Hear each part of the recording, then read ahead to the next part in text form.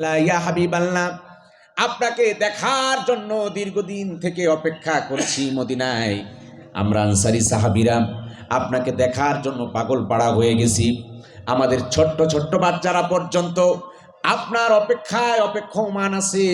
ইয়া রাসূলুল্লাহ, আপনাকে দেখার পরে আমি বড় বেচাইন হয়ে গেছি, বড় পাগল হয়ে গেছি। আপনার হাত ধরে রেখেছি নবী গো, একটিবারের জন্য আপনার মোবারক হাত ছাড়তে ইচ্ছা করছে না। সুবহানাল্লাহ, আপনার হাতটা ছাড়তে ইচ্ছা করে না। নবীজি বললেন কেন? সাহাবী বললেন ইয়া রাসূলুল্লাহ হিব্বুকা, নবী হে, আপনাকে আমি বড় ভালোবাসি, আপনাকে আমি মোহাব্বত করি। সুবহানাল্লাহ। রাসূল সাল্লাল্লাহু আলাইহি ওয়াসাল্লাম বললেন, তাহলে যেহেতু তুমি আমাকে ভালোবাসো, শোনো, আল মারউ মা মান আহাব্বা, ব্যক্তি তার সাথেই থাকবে যাকে সে মহব্বত করে। যার সাথে যার মহব্বত, তার সাথে তার কিয়ামত।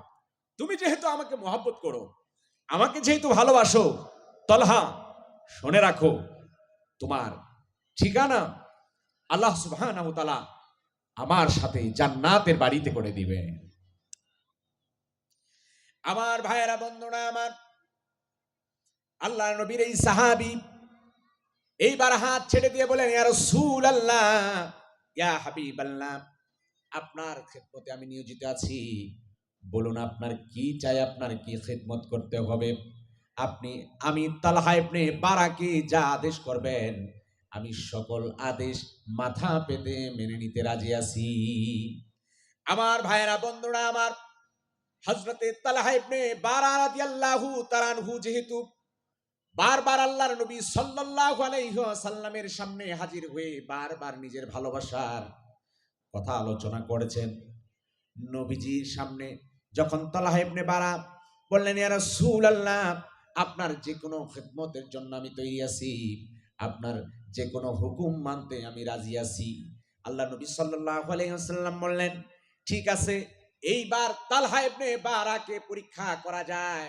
আল্লাহর নবী সাল্লাল্লাহু আলাইহি ওয়াসাল্লাম তালহা ইবনে বারাকে পরীক্ষা করবার জন্য ডেকে বলে, তালহা, তুমি যেহেতু আমার সবগুলো হুকুম পুঙ্খানুপুঙ্খরূপে পালন করার জন্য প্রস্তুত হয়ে গেছো, তালহা, তোমাকে এই মুহূর্তে আমি অর্ডার করলাম, তোমার বাড়িতে থাকা তোমার বাবা বারা তো মুসলমান হয় নাই, কালিমা পড়ে নাই, তোমার বাবা বারার মাথাটা নিয়ে আসতে পারবে নাকি? এই যাও, তরবারি দিয়া তোমার বাবার মাথাটা তুমি দ্বিখণ্ডিত করে আসো। আমার ভাইয়েরা, বন্ধুরা আমার, জনাবে মুহাম্মদ রাসূলুল্লাহ সাল্লাল্লাহু আলাইহি ওয়াসাল্লাম সত্যিকারের তালহা ইবনে বারার মাথা আনার জন্য, তালহা ইবনে বারাকে বারার মাথা আনার জন্য পাঠান নাই। আল্লাহ নবী সাল্লাল্লাহু আলাইহি ওয়াসাল্লাম পরীক্ষা করার জন্য তালহা ইবনে বারাকে বলতে দেরি হয়, তালহা সাথে সাথে তরবারি নিয়ে বাবার বাড়ির উদ্দেশ্যে দৌড় দিয়া চলে যায়। আমার ভাইয়েরা, বন্ধুরা আমার, আল্লাহ নবী ডাক দিয়ে বলে, তালহা দাঁড়াও দাঁড়াও, তালহা, তোমাকে তোমার বাবার মাথা আনার জন্য আমি আদেশ দেই নাই। তুমি যেহেতু তুমি যেহেতু আমাকে ভালোবাসো, আমার যে কোনো হুকুম মানার জন্য তুমি প্রস্তুত হয়ে আছো, তালহা, আমি তোমাকে পরীক্ষা করতে চেয়েছি, আর এই পরীক্ষায় তুমি শতভাগ উত্তীর্ণ হয়ে গেছো। সুবহানাল্লাহ। তোমার বাবার মাথা দ্বিখণ্ডিত করবে, আমি তোমাকে তোমার বাবার খুনি বানাতে চাই না। আমি হলাম রহমতের নবী, আনান নবীর রহমা আনাল মুহদা, আমি হলাম রহমতের নবী, আমি হলাম গোটা বিশ্ববাসীর জন্য রহমত, গোটা মানবতার জন্য আমি নবী আল্লাহর পক্ষ থেকে উপহার উপঢৌকন হিসেবে পৃথিবীর জমিনে এসেছি বলি সুবহানাল্লাহ। সুতরাং ওই নবীর আদর্শ মানা দরকার আছে না নাই? জোরে বলেন, ওই নবীকে ভালোবাসা দরকার আছে না নাই? কারা কারা সেই নবীকে ভালোবাসতে চান দুটি হাত তুলে দেখান। লিল্লাহে তাকবীর, লিল্লাহে তাকবীর। আল কোরআনের আলো, আল হাদিসের আলো, লিল্লাহে তাকবীর।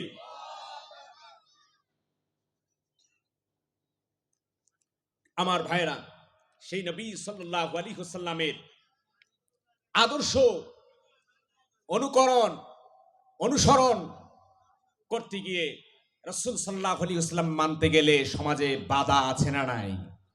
রাসূলের তরিকায় চলতে গেলে সমাজে বাধা আছে না নাই? আপনি যখন রাসূলুল্লাহ সাল্লাল্লাহু আলাইহি ওয়াসাল্লামের সুন্নাহ অনুযায়ী জীবন গঠন করবেন, রাসূলুল্লাহ সাল্লাল্লাহু আলাইহি ওয়াসাল্লামের সিরাত সুন্নাহর কথা বলবেন, দেখবেন সমাজের এক শ্রেণীর মানুষ, নামদারি মুসলমান, আমারই ভাই আপনারই ভাই, একসাথে একই বাড়িতে একই জায়গায় বসবাস করি, একই জায়গায় আড্ডা দেয়।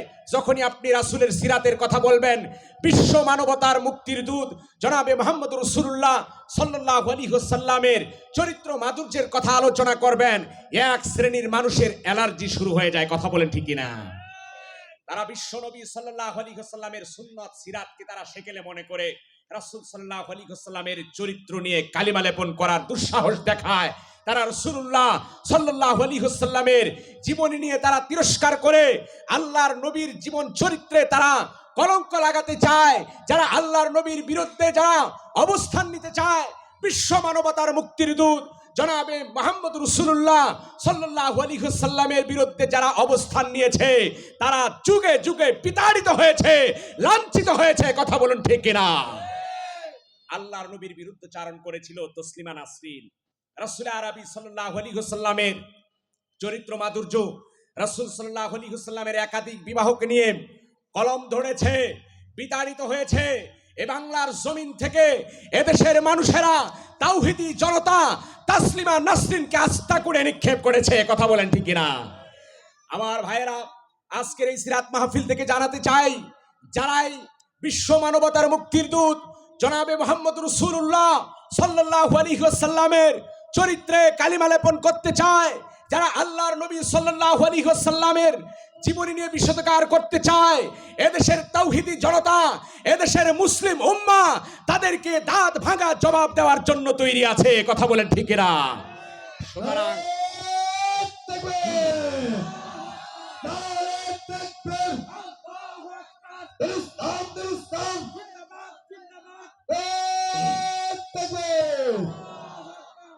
আমার ভাইরা, রাসূল আরবি সাল্লাল্লাহু আলাইহি ওয়াসাল্লামের জীবন চরিত্র কেন মানবেন না? তিনি হলেন রাহমাতুল লিল আলামিন, তিনি গোটা বিশ্ববাসীর জন্য রহমত। তিনি নবী সাল্লাল্লাহু আলাইহি ওয়াসাল্লাম নিজেই বলেন যে আনান নবী রাহমা আনা মুহদা, আমি হলাম রহমতের নবী, আমি হলাম গোটা বিশ্ববাসীর জন্য উপহার উপঢৌকন। যদি কোনো জাতি বিশ্বনবী সাল্লাল্লাহু আলাইহি ওয়াসাল্লামকে ধারণ করে লালন করে, ওই জাতির সামাজিক চিত্র পাল্টে যাবে, ওই জাতির রাষ্ট্রীয় চিত্র পাল্টে যাবে, ওই জাতির আন্তর্জাতিক জীবন পাল্টে যাবে যদি বিশ্বনবীর আদর্শ গ্রহণ করে। কথা বলেন ঠিক কিনা? রাসূলুল্লাহ সাল্লাল্লাহু আলাইহি ওয়াসাল্লাম তিনি সত্যিকারের বিশ্ব মানবতার মুক্তির দূত।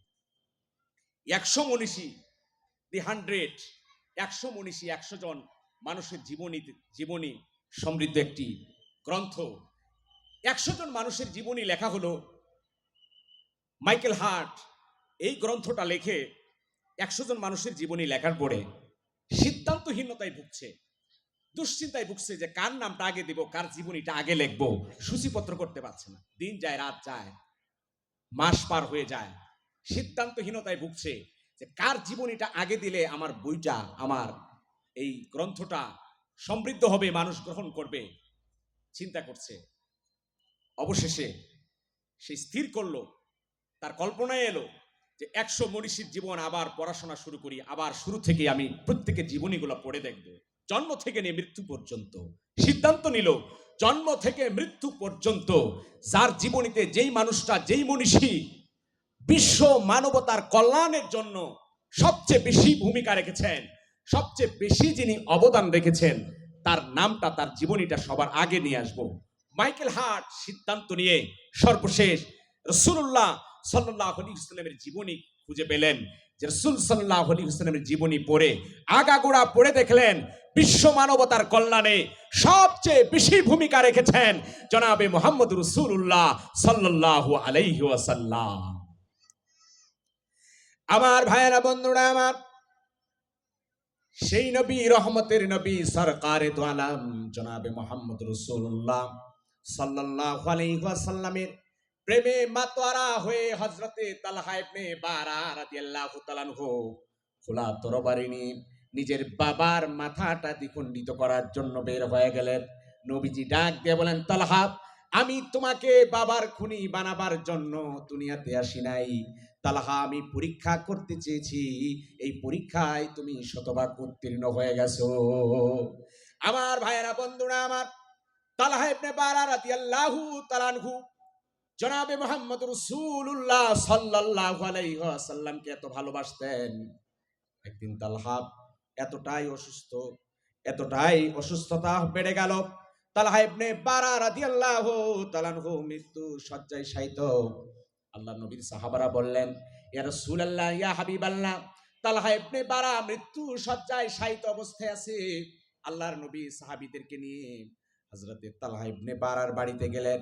মসজিদে কুবা থেকে 3 মাইল দূরে হযরতে তালহা ইবনে বারা রাদিয়াল্লাহু তাআলা আনহু বনি আমির ইবনে আউফের পল্লীতে হযরতে তালহা ইবনে বারা রাদিয়াল্লাহু তাআলা আনহুর বাড়িতে আল্লাহর নবী সাল্লাল্লাহু আলাইহি ওয়াসাল্লাম গেলেন।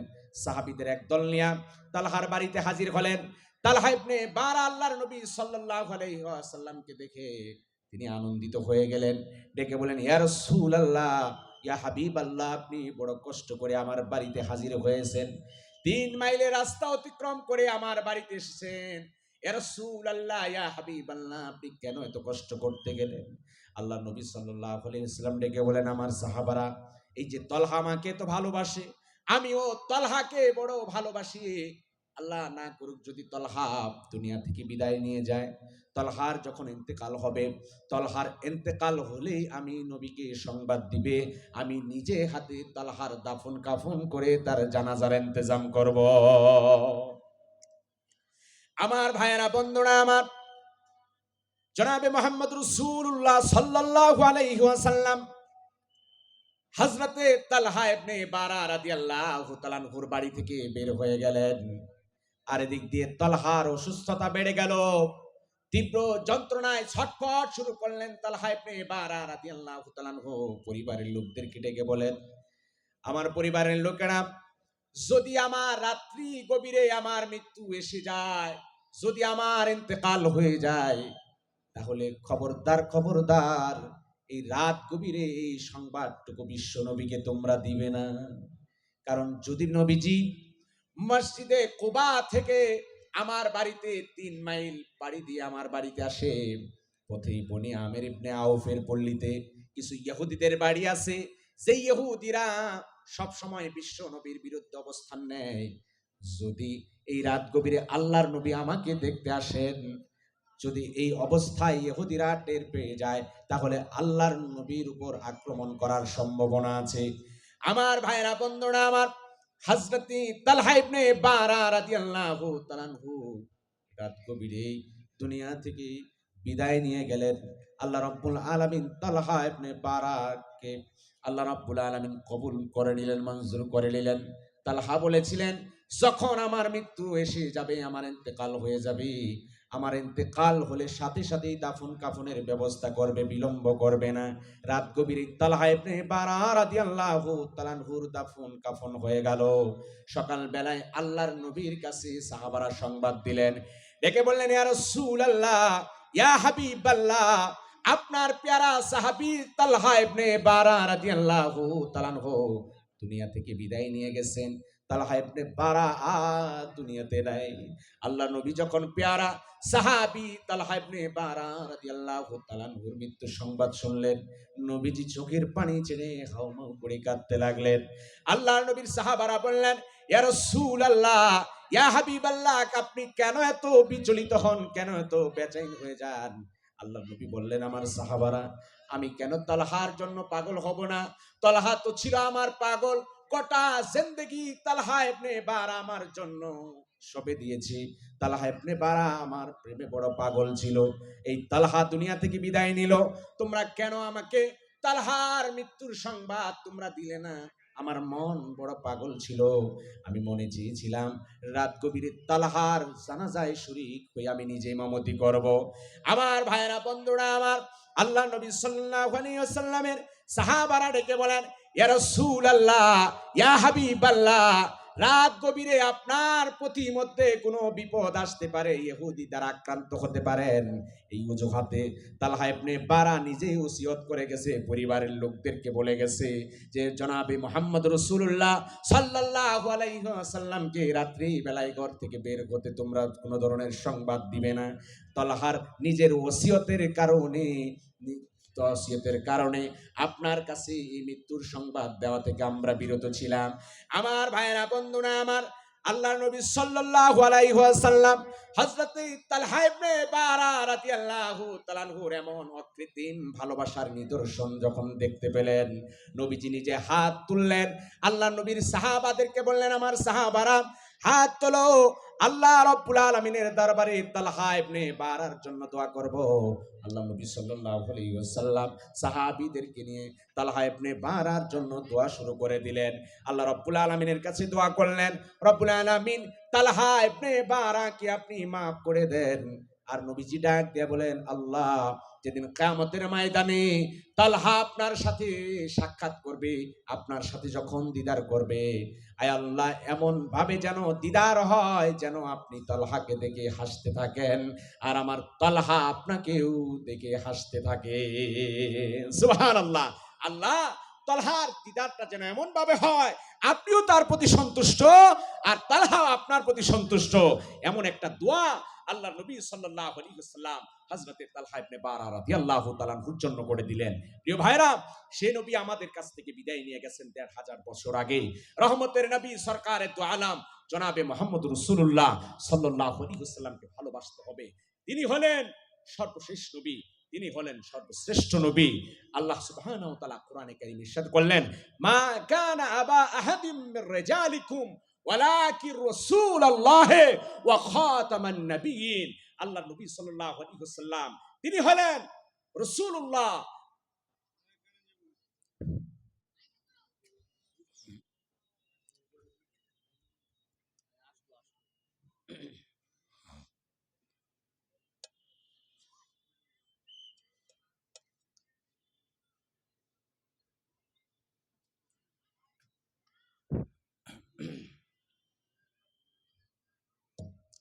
প্রিয় ভাইরা, রাসূলুল্লাহ সাল্লাল্লাহু আলাইহি ওয়াসাল্লামের ব্যাপারে আল্লাহ রাব্বুল আলামিন বললেন, তিনি তোমাদের ভেতর থেকে কোনো পুরুষের পিতা নন, ওয়ালাকির রাসূলুল্লাহ, তিনি হলেন আল্লাহ সুবহানাহু ওয়া তাআলার পক্ষ থেকে মনোনীত রাসূল, ওয়া খাতামান নবিয়্যিন, এবং তিনি হলেন খাতামান নবিয়্যিন, তিনি হলেন সমস্ত নবীদের পরিসমাপ্তিকারী, সমস্ত নবী পয়গম্বরদের পরিসমাপ্তিকারী হলেন জনাবে মুহাম্মদ রাসূলুল্লাহ সাল্লাল্লাহু আলাইহি ওয়াসাল্লাম।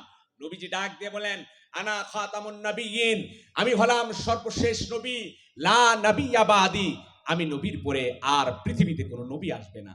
সর্বশেষ নবী মুহাম্মদ রাসূলুল্লাহ সাল্লাল্লাহু আলাইহি ওয়াসাল্লামের আদর্শ জানা এবং মানা দরকার আছে না নাই? জবান খুলে বলেন, আছে না নাই? সেই নবীকে শেষ নবী মানতে হবে। তিনি হলেন সর্বশেষ নবী, রাসূল আরবী সাল্লাল্লাহু আলাইহি ওয়াসাল্লাম। আল্লাহ নবী সাল্লাল্লাহু আলাইহি ওয়াসাল্লাম ব্যতি রেখে আর কাউকে আখিরি নবী, শেষ নবী মানা যাবে না। যদি কেউ আল্লাহর নবীকে বাদ দিয়ে অন্য কাউকে শেষ নবী মনে করে, শেষ নবী বলে বিশ্বাস করে, বা আল্লাহর নবী সাল্লাল্লাহু আলাইহি ওয়াসাল্লামকে শেষ নবী মানতে যদি দ্বিধাবোধ করে, কোন ধরনের প্রশ্ন তুলে, ফুকাহায়ে কেরাম তাদের ব্যাপারে ঐক্যমত হয়েছে, আল্লাহর নবীকে শেষ নবী হিসেবে মানতে কারো কষ্ট হলে ওই লোকটার ঈমান চলে যায়, প্রকান্তরে লোকটা কাফের হয়ে যায়। কথা বলেন ঠিক না? আমাদের নবী শেষ নবী, ওই নবীর পরে আর কোন নবী আসবেন না। নবীজি বলেন, বুখারীর বর্ণনা এসেছে, আল্লাহর নবী সাল্লাল্লাহু আলাইহি ওয়াসাল্লাম বলেন, কিয়ামতের আগে দাজ্জালুনা কাযাবুন, মিথ্যুক ভণ্ড নবীর আবির্ভাব হবে। 30 জন মিথ্যুক ভণ্ড নবী কিয়ামতের আগ পর্যন্ত আসবে। তাদের ভেতরে মিথ্যা নবুয়তের দাবিদার ছিল গোলাম আহমদ কাদিয়ানী, ভারতের গুরুদাসপুরের, পাঞ্জাবের গুরুদাসপুরের সেই গোলাম আহমদ কাদিয়ানী নিজেকে